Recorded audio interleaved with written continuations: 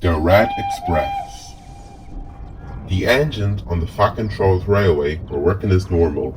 They were being really useful, shunting coaches, and pulling trucks from yard to station, from area to area. They were all very useful. But Gordon was very angry. Usually his express coaches arrive at this time, and there's no sign of them yet. Thomas, where are my coaches? He said, angrily. Why don't you fetch them yourself, you lazy sausage? I'm shunting trucks for an engine, and you'll just have to wait. Or fetch them yourself, said Thomas and went straight back to work. Gordon decided to talk to the Fat Controller. He was very confused where his express coaches were. Sir, where are my express coaches? They usually arrive at this time, and there's still no sign of it, and Thomas refused to think about me, said Gordon angrily.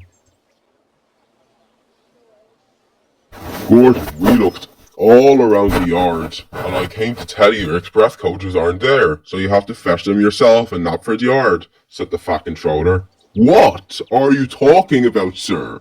How can I fetch my coaches when you just said they're not there? Said the Fat Controller. Gordon was very confused. He thought the Fat Controller just pulled his weight, being silly. Do you have amnesia? Asked Gordon in curiosity. No, Gordon. I mean your coaches are at Tidmit's yard beside Tidmit's shed, not Knapford yard, and that's why I said they weren't there, because they were at Tidmit instead.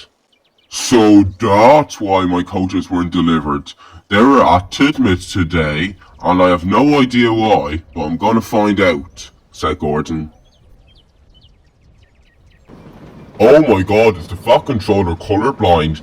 I'm pulling red express coaches. They even aren't my coaches, said Gordon. I don't want anyone to see me like this because I'm pulled the green express, not the red express. It makes me look standing out a blue engine pulling red coaches, said Gordon. Hurry up, get in, whistled Gordon impatiently. He was having a bad day because he was pulling the red express. At Knapford Tunnel, James was coming in the other direction. Gordon heard James's whistle, so he decided to rush in before James could see him. And the reason why Gordon went down the branch line because he was so distracted and didn't want anyone to see him with his express coaches.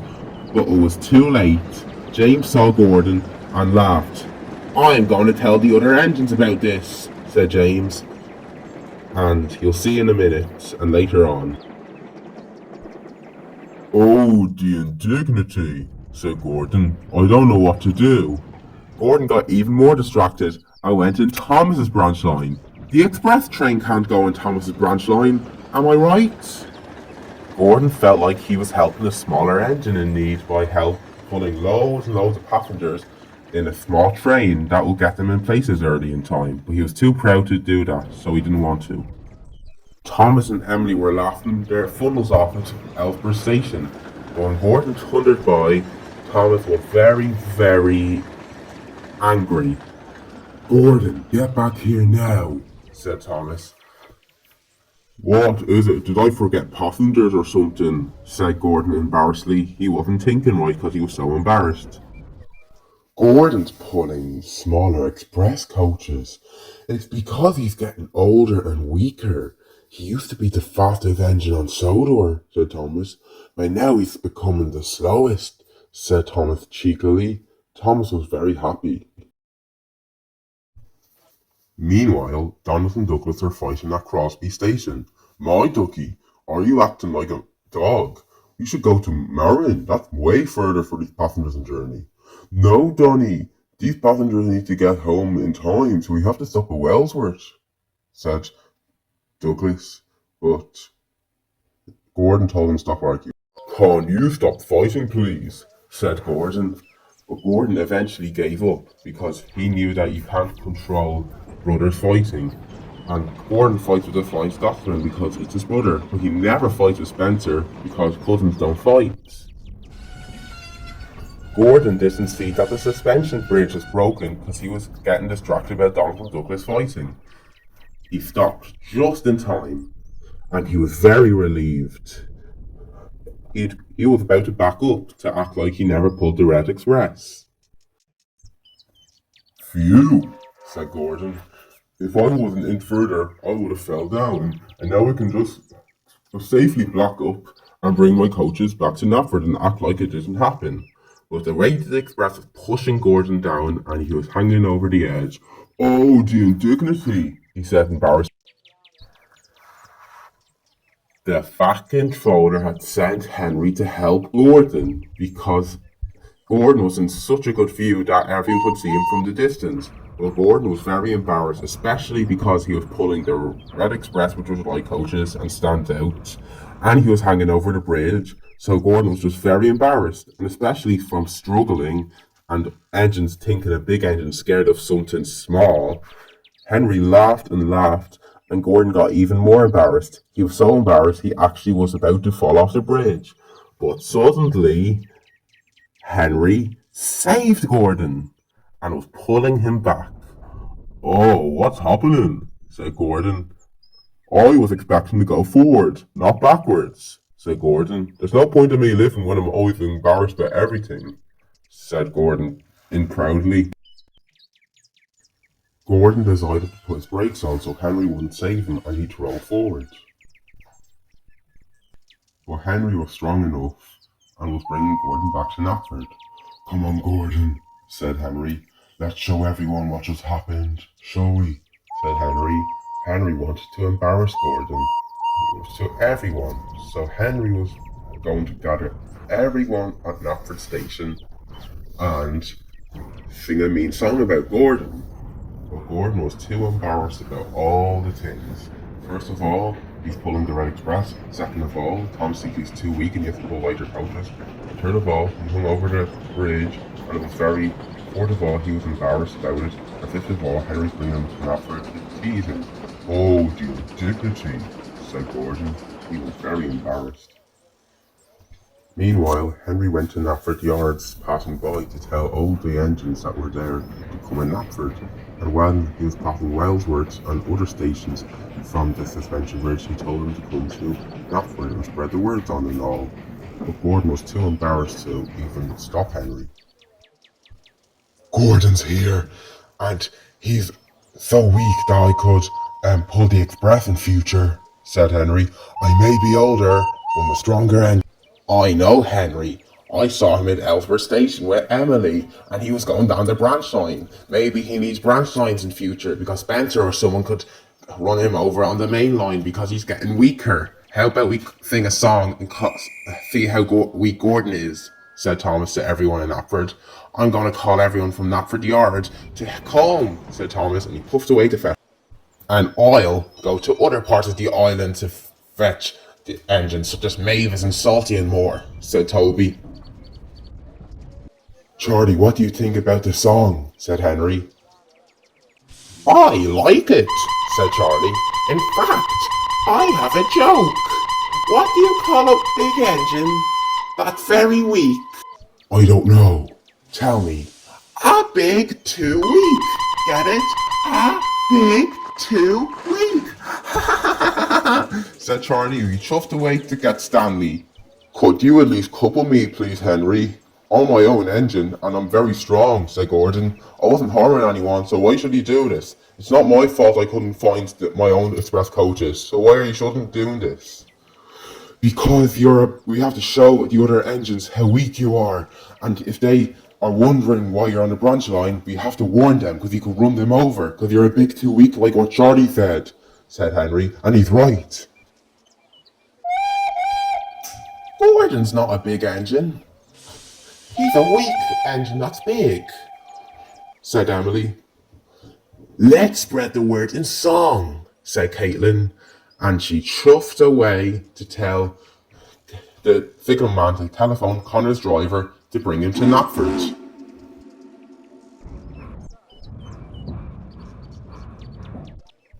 Okay, let's telephone Connor's driver. Hi, Connor. Hi, Caitlin.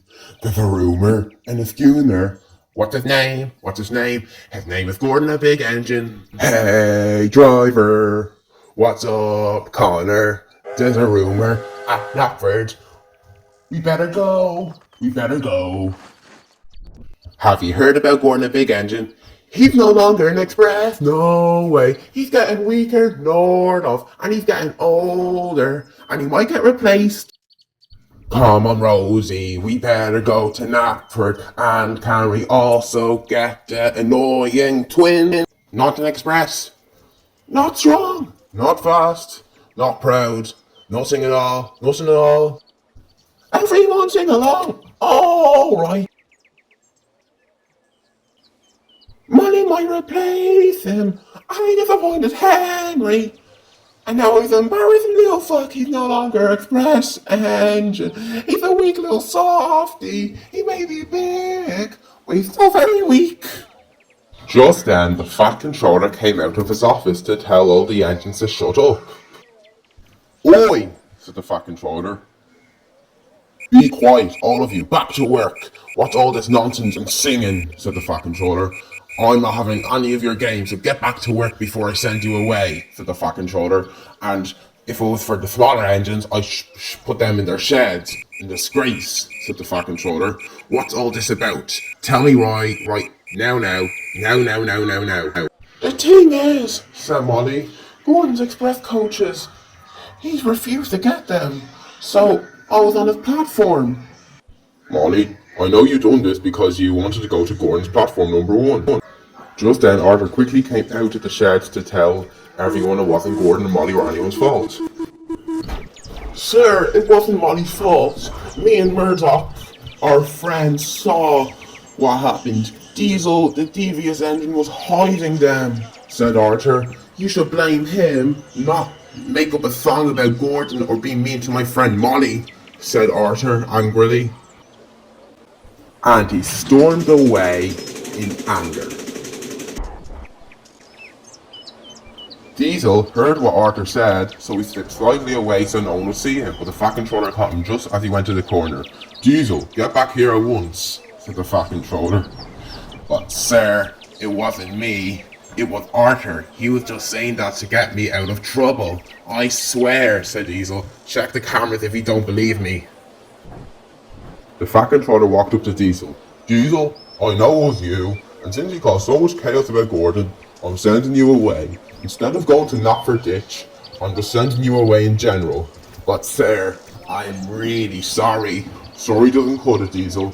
I gave you far too much chances, and now it's just time for you to go away. But sir, I'm sorry. I'm sorry, Diesel. I'm sending you away. Go now, before I scrap you, said the fat controller. Diesel was very ashamed. He had nothing to do. He was sorry, but no one believed him. Oh, no one ever believed me, and I'm sorry this time, said Diesel. Diesel tried his hardest to make the fat controller listen to him that it wasn't Diesel, but the fat controller wouldn't, because he believed Diesel so much times, and it's called The Boy Who Cried Wolf. The fat controller doesn't believe Diesel at this point, so Diesel just stormed away because he gave up. Good riddance. The other engines were very embarrassed for teasing Gordon for nothing, especially when it was Diesel's fault. This is Diesel's fault, said Henry, and I fucked it all up. What the heck's gonna happen next, said Henry. Uncouple Gordon at once, said Henry to the guard. Gordon was very embarrassed after all this chaos caused about him, especially because it was Diesel's fault. Oh, the indignity, said Gordon, rolling his eyes. And he just puffed away to Ticknet sheds. Alright, Henry, said the fat controller. Let Molly take your coaches because the passengers need to go home, and it's Vicarstown's a long, long way, said the fat controller, before they'd be causing confusion and delay, especially because it was Diesel's fault. But luckily, Diesel is gone, so all is good from now, said the fat controller. Okay, Molly, said Henry. You heard what the fat controller said. Let's bring these passengers home, said Henry. So Henry puffed away to let Molly take his train for him. Molly went onto the other track after she was uncoupled from the Blue Express, so she can couple up with the Red Express on the other track in the passengers' home. She waited for the signal man to change the point so she could back up to the Red Express after she wasn't on the points. She waited for every passenger to come on board and come from the Blue Express to the Red Express so she could bring them home. And after that, Molly whistled, tooted, wheezed, waited for the car to blow his whistle, and off she went.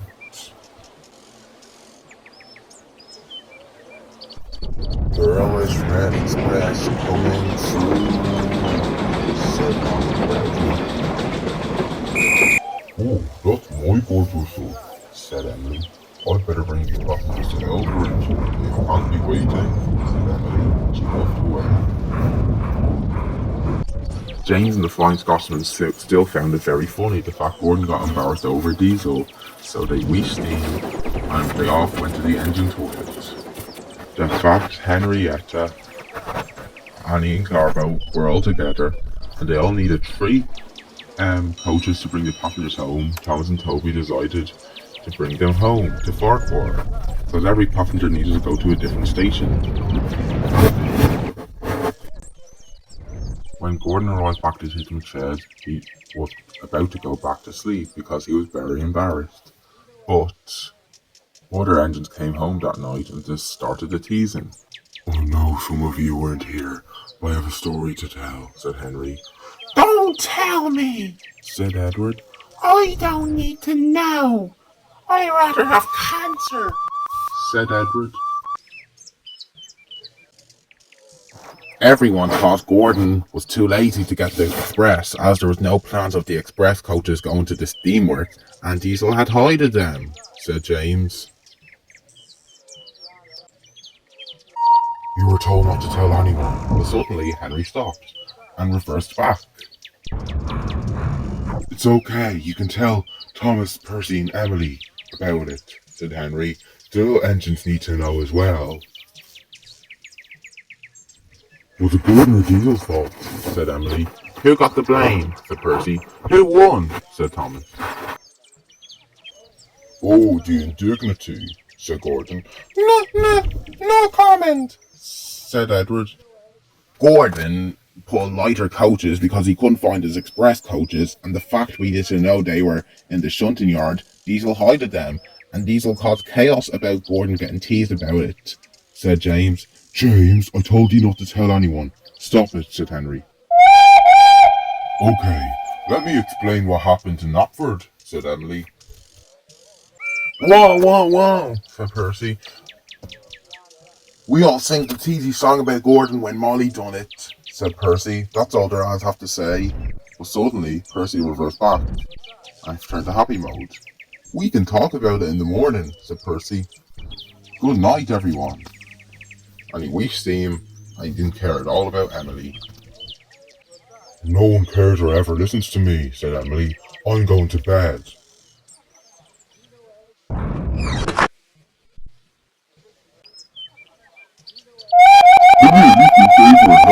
Said Emily. But everyone was too tired to care, and Henry had to pull the flying kipper, so he had no time to help. Henry said goodbye to the other engines.